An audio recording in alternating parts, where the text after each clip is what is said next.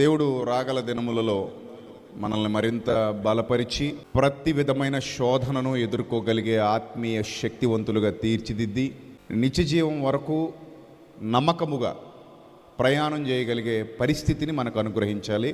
అందుకే మరణము వరకు నమ్మకముగా ఉండుము, నేను నీకు జీవకిరీటం ఇచ్చేదను. ఆ జీవకిరీటం లేనివాడు జీవం లేనివాడుగా శాశ్వత కాలం దుఃఖంలో మునిగిపోతాడు. శాశ్వత కాల దుఃఖాన్ని నివారించాలనే యేసుక్రీస్తు ప్రభువారి తాపత్రయం. ఒక మన అనుకున్న వాళ్ళకి ఏదైనా వ్యాధి వస్తే మనం తట్టుకోలేం.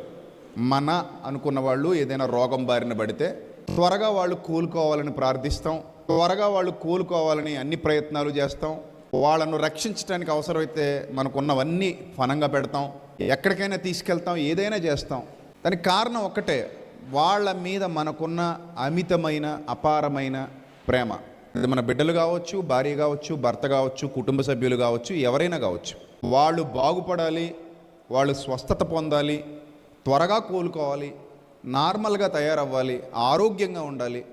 ఇదివరకు ఎలా అయితే తిరిగారో మరలా అలాగే తిరగాలని ఒక బిడ్డగా, ఒక తల్లిగా, ఒక తండ్రిగా, ఒక ఆత్మీయుడిగా, ఒక ఆప్తుడిగా మీరందరూ ఎలా కోరుకుంటారో అంతకంటే కొన్ని వేల రెట్లు ఎక్కువ ప్రేమ కలిగినటువంటి దేవుడు తన పిల్లలు నశించిపోకూడదు,